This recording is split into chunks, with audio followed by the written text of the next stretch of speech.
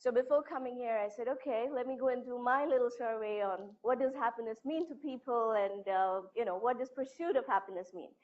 So I put up a little question on my Facebook and on Twitter saying, what does happiness mean to you guys? I got tons and tons of responses. It was one of those questions which got, like, I think the most responses in a long time. And the one thing that was very clear is nobody agrees on what happiness means. Everybody has a different viewpoint. Everybody has a different interpretation of what it means. Everyone, other than the Chinese, like pretty much everything else in the world, they figured out the solution, and they figured out exactly what happiness means, and they have a formula. You want happiness for an hour, for a day, for lifelong? What is it? And they've got the answer. But I do have a lot of Chinese friends. I have a team, I've worked with a lot of them, and I did ask them. I said, so I sent a mail to a few of them saying, tell me what it means, and thinking that maybe I'll get the same answer from all of them. But no, I got extremely different answers, and I got different answers from each one. So in conclusion, the only thing I could arrive at is it's very personal. It's extremely personal. It's what's going on inside your mind. It's the worldview that you have with which you're looking at, I think, first yourself and then everyone else. And that's what determines your state of being, and your state of being determines how happy, sad, whatever the emotion it is that you're going through. So I actually feel pretty underqualified to stand here and talk about, give you all a mantra on happiness or what it talks about. What I will do is share my personal experiences, what happiness means to me, what's it been like, the journey to have, I think the journey is still going on, and nobody ever finds perfect happiness. But there's so much along the way that you can enjoy. So I want to share a bit of that and what were some of the key learnings. That works? Yep. So I don't have any mantra to happiness. So as Rajat said, happiness is a feeling of joy, right? When I think back, there are three things in my life that are the sources of tremendous joy to me, or I would say that are the most important sources of joy to me, right? The first is my family. The little one up there, she's the newest addition. She's my niece. And she believes she was born to rule over all of us, and she is, right? So when you walk into the room and that little thing smiles, it's like you forget everything in the world, That's Dad. Many wonderful memories. I lost him last year, but Dad and I had a very special relationship. We were friends more than anything else. And both sports fanatics, both. But from childhood till now, we never ever agreed on which the best team is or who the best player is.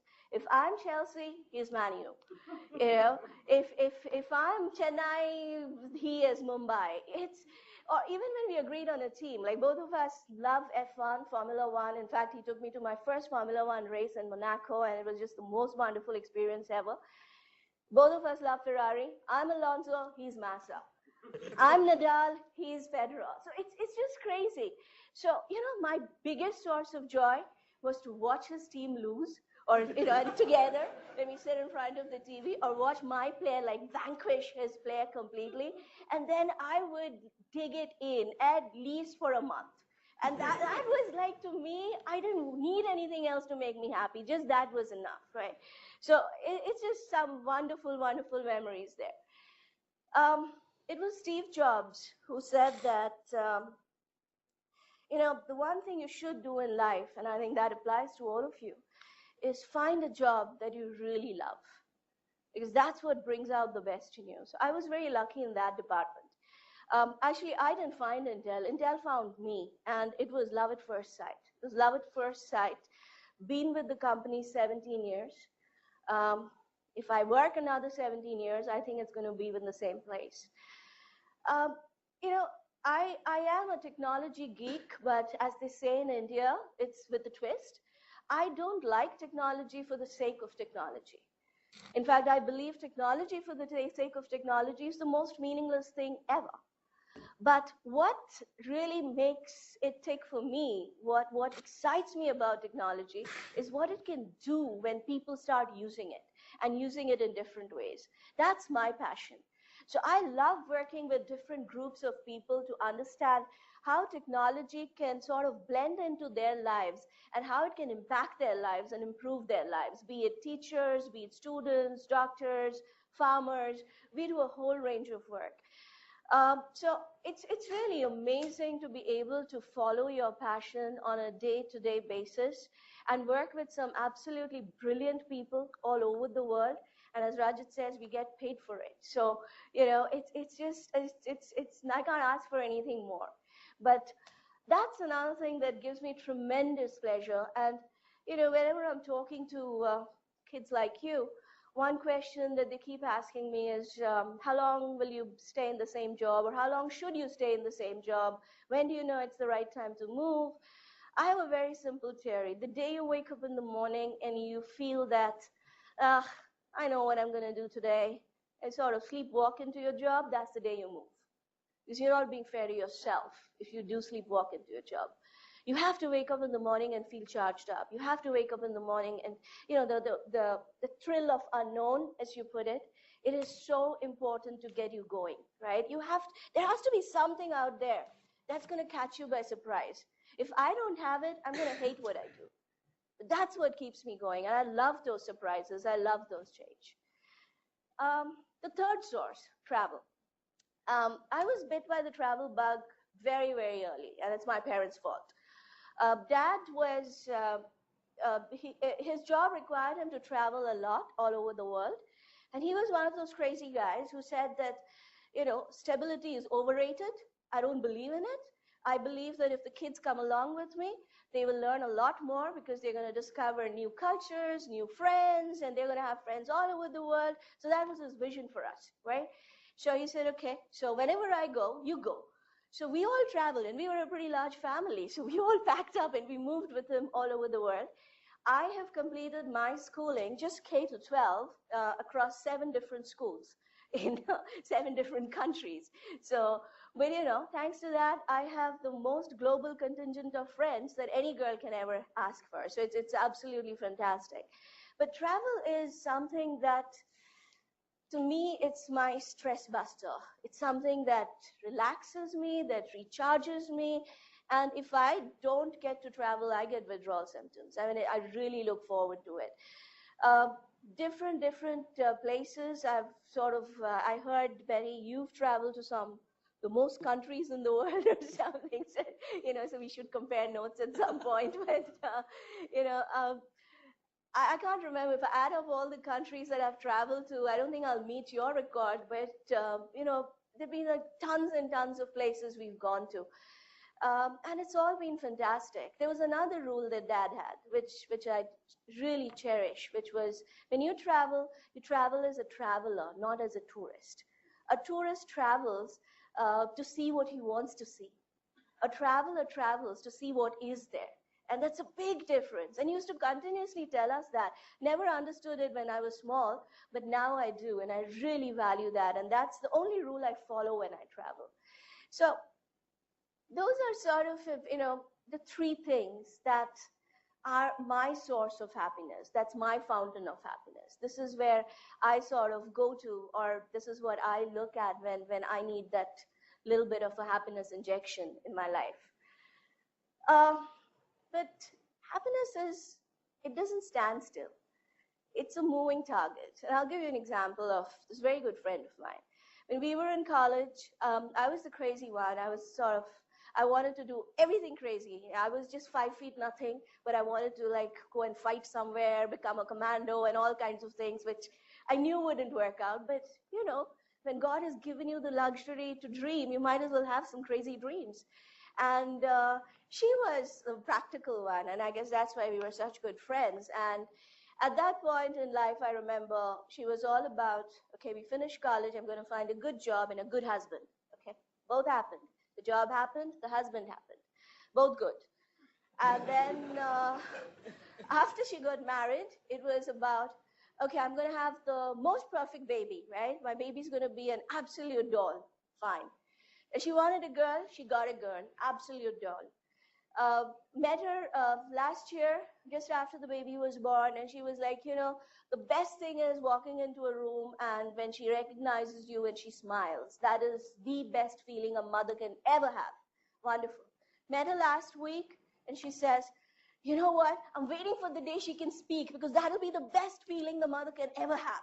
Right? The first time she calls me mom. Okay. So, happiness is constantly evolving. It's constantly moving. You think you've got it, reach there, and there's something else, another door opens up, and it's a little bit better maybe. And I think that's fantastic. Who would want to wake up in the morning and have nothing to look forward to? You want to wake up in the morning and you want to know what is the next big thing you want to go for, or next small thing you want to go for, but there has to be something, right? So I really, I enjoy the fact that happiness is not stationary. I think Dad's words that stability is overrated has sort of sunk in really deep. So I hate it when things get stagnant or stable.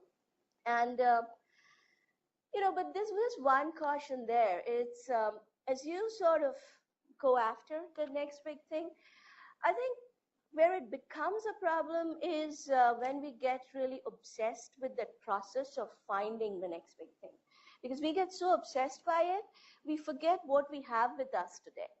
And that's where the problem starts. That's where the spiral of unhappiness or negativity starts. So as long as you have a balance and you take the time to enjoy what you have, and you also take the time to enjoy the journey to the next step, you're fine. I think that's what each of us have to manage. And I think, you said this, and I love this quote from the Dalai Lama, which is, it's not ready-made. It comes from your own actions. As I said, it's our worldview. It's how we look at things. I think the most important thing is it's what we think of ourselves. That has a lot to do with happiness. If whoever you started it off, right? Not all of us want to be 6 feet, by the way. I'm very happy being 5 feet nothing. Okay, so I think it's how we see ourselves. It's I'm happy with who I am. And the day we sort of reach that stage where we accept, all of us have our faults, all of us have our plus points. You can't change it. You can never be the perfect human being. Then you would not be a human being. So accept it. Accept the negatives, accept the positives, and make the best out of it, right? When you reach that stage, I think you're a bit more at peace with yourself. And when you're at peace with yourself, you find it easy to relate to others because you're not constantly comparing, and you're not feeling insecure, you're not feeling threatened. And I think that leads to a lot of interpersonal issues that we have. So, when we do that, we realize that there's happiness in all the little things around us. And that's something which I've sort of realized after, especially last year was a chaotic year for me. Came back to India after many years. So it was restarted in India. And then, unfortunately, I lost my dad. And, I could have got into a negative spiral myself. But I realized you can't allow yourself to do that. You just can't. You have to. There's so many wonderful memories that you can remember a person by. Despite the chaos and craziness of India, there is so many other positive things that you can, look at and feel good about, feel happy about, feel blessed. So it's a matter of which side do I choose. And I think that is a choice that each of us have to make as we go through this journey of life and go through this journey of happiness. But we're all humans. So at some point in life, we will come to that door which says no entry, or in this case, not entry. This was in Indonesia, in Bali. It was a very, very dangerous cliff. So they had the signs, and all the signs were no entry. And the last sign was not entry. So I think they really wanted to make it clear that you can't go forward, right? So all of us have those days. I have those days. You can't fight it. You can't be happy 24/7. It doesn't work that way. That would be very strange. That would be creepy almost, right? It's there are days when you want to kick someone's ass. So what? I mean, that's fine. I think you have to accept that life is the good and the bad. Life can't be just the good. There's happiness, there's sorrow, there's victory, there's failure, and all of that makes up life. And as long as we accept it in the right spirit, as long as we learn from it, as long as we learn to move along with it, despite it, whatever, we're good. You know, someone said that you can't buy happiness, but go and buy yourself an ice cream, or in my case, a hot chocolate fudge, and you're fine. You know, that the bad mood can be taken care of. So I think that's another very important lesson for me. You know, I think we get so obsessed with the search. We really sometimes forget to just take a pause, look around us, and enjoy what we have. There is so much happiness all around. There's so much happiness in the little things we do, or in the little things that someone else does for you. Wake up in the morning and mom has an adrak chai ready. How cool is that? I mean, I have lived abroad for most of my life, and I didn't have all those luxuries. I made my own tea. I made my own Maggi noodles because I couldn't cook for save my life, you know, and I did everything. And now for the 1 year, I have people doing everything for me. I mean, it is so fantastic, right? There is so much happiness that you can find if you just take the time to appreciate what's around you. You take the time to just express gratitude maybe once in a while, because that brings happiness to so many other people. So yes, the pursuit of happiness to me is very important. I think it's what keeps life going ahead. It's what keeps life moving ahead. It is extremely important. It's not something we should feel bad about or embarrassed about. It's not nothing wrong. There's nothing wrong in doing it. But it's about balance. I guess life is about balance. As you go out and chase that dream, don't forget the people that you have with you. Don't forget the moments we have with you. Don't forget the memories you have with you, and take the time to enjoy those. Be happy. You know, the journey will look even better for you. So with that, thank you very much for having me here today. It's been a pleasure talking to you.